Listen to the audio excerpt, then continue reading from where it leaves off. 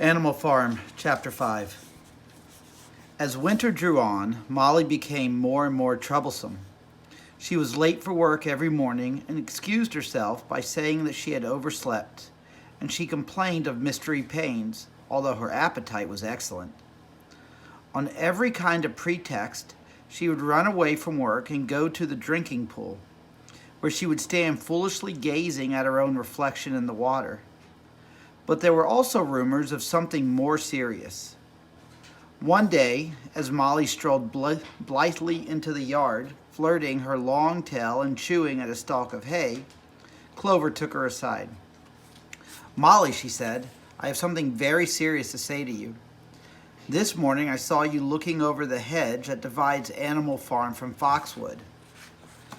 One of Mr. Pilkington's men was standing on the other side of the hedge, and I was a long way away, but I am almost certain I saw this. He was talking to you, and you were allowing him to stroke your nose." "What does that mean, Molly?"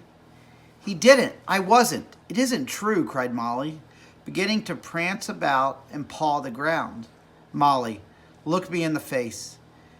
Do you give me your word of honor that that man was not stroking your nose?" "It isn't true," repeated Molly, but she could not look Clover in the face, and the next moment she took to her heels and galloped away into the field. A thought struck Clover.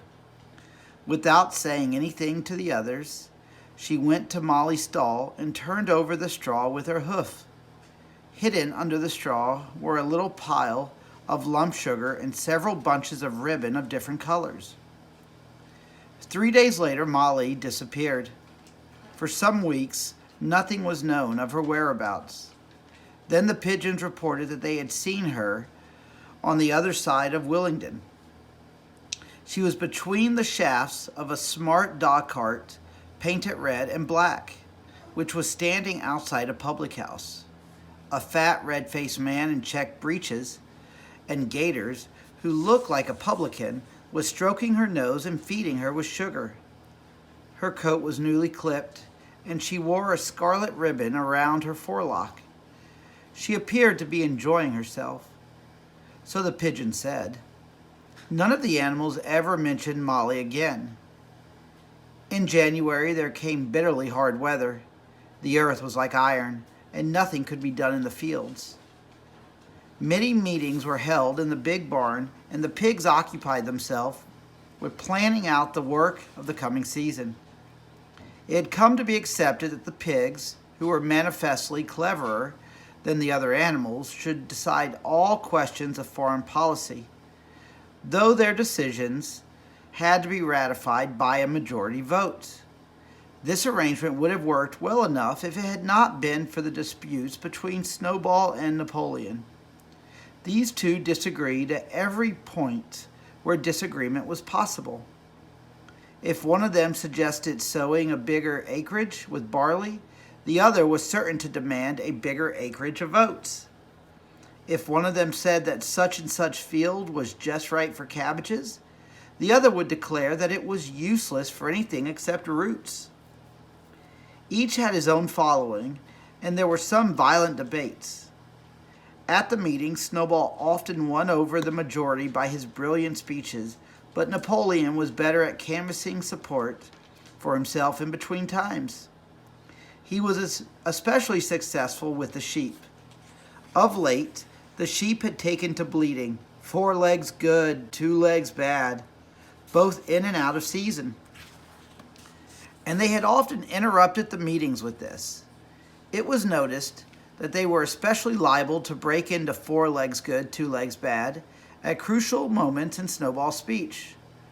Snowball had made a close study of some back numbers of the Farmer and Stock Breeder, which he had found in the farmhouse, and was full of plans and innovations and improvements. He talked learnedly about field drain, silage, and basic slag, and had worked out a complicated scheme for all the animals to drop their dung directly into the fields, at a different spot every day, to save the labor of cartage. Napoleon produced no schemes of his own, but said quietly that Snowball's would come to nothing, and seemed to be biding his time. But of all their controversies, none was so bitter as the one that took place over the windmill. In the long pasture, not far from the farm buildings, there was a small knoll which was the highest point on the farm. After surveying the ground, Snowball declared that this was just the place for a windmill, which could be made to operate a dynamo and supply the farm with electrical power.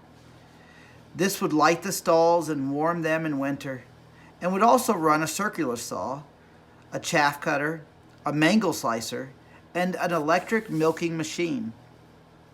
The animals had never heard of anything of this kind before, for the farm was an old-fashioned one, and had only the most primitive of machinery.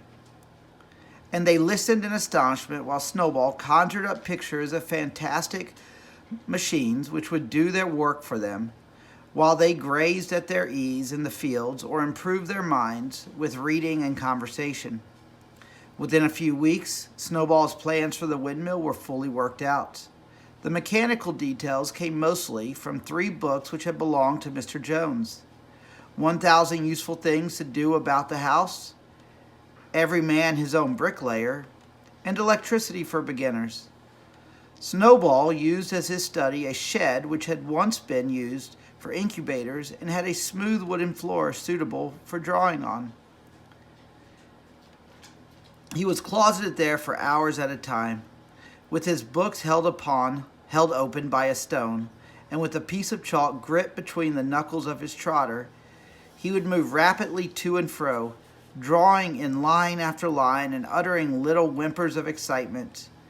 Gradually, the plans grew into a complicated mass of cranks and cogwheels, covering more than half the floor, which the other animals found completely unintelligible, but very impressive. All of them came to look at Snowball's drawings at least once a day. Even the hens and ducks came, and were at pains not to tread on the chalk marks. Only Napoleon held aloof. He had declared himself against the windmill from the start. One day, however, he arrived unexpectedly to examine the plans. He walked heavily round the shed, looked closely at every detail of the plans, and snuffed at them once or twice, then stood for a little while contemplating them out of the corner of his eye. Then suddenly he lifted his leg, urinated over the plans, and walked out without uttering a word. The whole farm was deeply divided on the subject of the windmill. Snowball did not deny that to build it would be a difficult business. Stone would have to be carried up and built up into walls. Then the sails would have to be made, and after that there would be need for dynamos and cables. How these were to be procured, Snowball did not say. But he maintained that it could be all done in a year, and thereafter, he declared, so much labor would be saved that the animals would only need to work 3 days a week. Napoleon, on the other hand, argued that the great need of the moment was to increase food production, and that if they wasted time on the windmill, they would all starve to death. The animals formed themselves into 2 factions under the slogans "Vote for Snowball and the 3-day week" and "Vote for Napoleon and the full manger." Benjamin was the only animal who did not side with either faction. He refused to believe either that food would become more plentiful or that the windmill would save work. Windmill or no windmill, he said, life would go on as it had always gone on. That is, badly. Apart from the disputes over the windmill, there was the question of the defense of the farm. It was fully realized that though the human beings had been defeated in the battle of the cowshed, they might take another and more determined attempt to recapture the farm and reinstate Mr. Jones. They had all the more reason for doing so because the news of their defeat had spread across the countryside and made the animals on the neighboring farms more restive than ever. As usual, Snowball and Napoleon were in disagreement. According to Napoleon, what the animals must do was to procure firearms and train themselves in the use of them. According to Snowball, they must send out more and more pigeons and stir up rebellion among the animals on the other farms. The one, he argued, that if rebellions happened everywhere, they would have no need to defend themselves. The animals listened first to Napoleon, then to Snowball, and could not make up their minds which was right. Indeed, they always found themselves in agreement with the one who was speaking at the moment. At last, the day came when Snowball's plans were completed. At the meeting on the following Sunday, the question of whether or not to begin working on the windmill was put to the vote. When the animals had assembled in the big farm, Snowball stood up,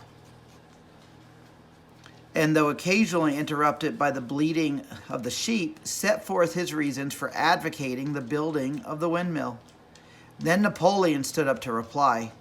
He said very quietly that the windmill was nonsense, and that he advised nobody to vote for it, and promptly sat down again. He had spoken for barely 30 seconds, and seemed almost indifferent to the effect he produced. At this, Snowball sprang to his feet, and shouting down the sheep, who had begun bleating again, broke into a passionate appeal in favor of the windmill. Until now, the animals had been about equally divided in their sympathies, but in a moment, Snowball's eloquence had carried them away. In glowing sentences, he painted a picture of Animal Farm as it might be when sordid labor was lifted from the animals' backs. His imagination had now run far beyond chaff cutters and turnip slicers.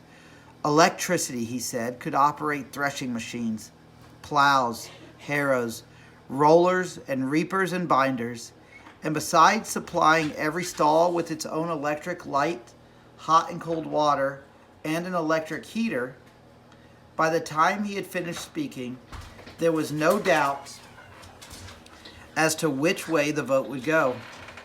But just at this moment, Napoleon stood up and, casting a peculiar sidelong look at Snowball, uttered a high-pitched whimper, of a kind no one had ever heard him utter before. At this, there was a terrible baying sound outside, and 9 enormous dogs wearing brass-studded collars came bounding into the barn. They dashed straight for Snowball, who only sprang from his place just in time to escape their snapping jaws. In a moment, he was out the door, and they were after him. Too amazed and frightened to speak, all the animals crowded through the door to watch the chase. Snowball was racing across the long pasture that led to the road. He was running as only a pig can run, but the dogs were close on his heels. Suddenly, he slipped, and it seemed certain that they had him. Then he was up again, running faster than ever. Then the dogs were gaining on him again. One of them all but closed his jaws on Snowball's tail, but Snowball whisked it free just in time. Then he put on an extra spurt, and with a few inches to spare, slipped through a hole in the hedge and was seen no more. Silent and terrified, the animals crept back into the barn. In a moment, the dogs came bounding back. At first, no one had been able to imagine where these creatures came from. But the problem was soon solved. They were the puppies whom Napoleon had taken away from their mothers and reared privately. Though not yet full grown, they were huge dogs, and as fierce-looking as wolves. They kept close to Napoleon. It was noticed that they wagged their tails to him in the same way as the other dogs had been used to do for Mr. Jones. Napoleon, with the dogs following him now, mounted onto the raised portion of the floor where Major had previously stood to deliver his speech. He announced that from now on the Sunday morning meetings would come to an end. They were unnecessary, he said, and wasted time. In future, all questions relating to the working of the farm would be settled by a special committee of pigs, presided over by himself. These would meet in private, and afterwards communicate their decisions to the others. The animals would still assemble on Sunday mornings to salute the flag, sing Beast of England, and receive their orders for the week. But there would be no more debates. In spite of the shock that Snowball's expulsion had given them, the animals were dismayed by this announcement. Several of them would have protested if they could have found the right arguments. Even Boxer was vaguely troubled. He set his ears back, shook his forelock several times, and tried hard to marshal his thoughts. But in the end, he could not think of anything to say. Some of the pigs themselves, however, were more articulate. 4 young porkers in the front row uttered shrill squeals of disapproval, and all 4 of them sprang to their feet and began speaking at once. But suddenly the dogs sitting round Napoleon leapt out deep, menacing growls, and the pigs fell silent and sat down again. When the sheep broke out into a tremendous bleating of 4 legs good, 2 legs bad, which went on for nearly a quarter of an hour and put an end to any chance of discussion. Afterwards, Squealer was sent round the farm to explain the new arrangement to the others. "Comrades," he said, "I trust that every animal here appreciates the sacrifice that Comrade Napoleon has made in taking this extra labor upon himself. Do not imagine, comrades, that leadership is a pleasure. On the contrary, it is a deep, heavy responsibility. No one believes more firmly than Comrade Napoleon that all animals are equal. He would be only too happy to let you make more decisions for yourselves. But sometimes you might make the wrong decisions, comrades. And then, where would we be? Suppose you had decided to follow Snowball, with his moonshine of windmills, Snowball, who, as we now know, was no better than a criminal. He fought bravely at the Battle of Cowshed, said somebody. Bravery is not enough, said Squeaker. Loyalty and obedience are more important. And as to the Battle of the Cowshed, I believe the time will come when we shall find that Snowball's part in it was much exaggerated. Discipline, comrades, iron discipline. This is the watchword for today. One false step and our enemies would be upon us. Surely, comrades, you do not want Jones back." Once again, this argument was unanswerable. Certainly the animals did not want Jones back. If the holding of debates on Sunday mornings was liable to bring him back, then the debates must stop. Boxer, who now had time to think things over, voiced the general feelings by saying, "If Comrade Napoleon says it, it must be right." And from then on he adopted the maxim, "Napoleon is always right," in addition to his private motto of, "I will work harder." By this time the weather had broken and the spring plowing had begun. The shed where Snowball had drawn his plans of the windmill had been shut up, and it was assumed that the plans had been rubbed off the floor. Every Sunday morning at 10 o'clock, the animals assembled in the big barn to receive their orders for the week. The skull of old Major, now clean of flesh, had been disinterred from the orchard and set up on a stump at the foot of the flagstaff beside the gun. After the hoisting of the flag, the animals were required to file past the skull in a reverent manner before entering the barn. Nowadays, they did not all sit together as they had done in the past. Napoleon with Squealer and another pig named Minimus, who had a remarkable gift for composing songs and poems, sat on the front of the raised platform with the 9 young dogs forming a semicircle round them, and the other pigs sitting behind. The rest of the animals sat facing them in the main body of the barn. Napoleon read out the orders for the week in a gruff, soldierly style, and after a single singing of Beasts of England, all the animals dispersed. On the 3rd day after Snowball's expulsion, the animals were somewhat surprised to hear Napoleon announce that the windmill was to be built after all. He did not give any reason for having changed his mind, but merely warned the animals that this extra task would mean very hard work. It might even be necessary to reduce their rations. The plans, however, had all been prepared down to the last detail. A special committee of pigs had been at work upon them for the past 3 weeks. The building of the windmill, with various other improvements, was expected to take 2 years. That evening, Squealer explained privately to the other animals that Napoleon had never in reality been opposed to the windmill. On the contrary, it was he who had advanced it in the beginning. And the plan, which Snowball had drawn on the floor of the incubator shed, had actually been stolen from among Napoleon's papers. The windmill was, in fact, Napoleon's own creation. Why then, asked somebody, had he spoken so strongly against it? Here Squealer looked very sly. That, he said, was Comrade Napoleon's cunning. He had seemed to oppose the windmill simply as a maneuver to get rid of Snowball, who was a dangerous character and a bad influence. Now that Snowball was out of the way, the plan could go forward without his interference. This, said Squealer, was something called tactics. He repeated a number of times. Tactics, comrade, tactics, skipping round and whisking his tail with a merry laugh. The animals were not certain what the word meant, but Squealer spoke so persuasively that the 3 dogs who happened to be with him growled so threateningly, that they accepted his explanation without further questions.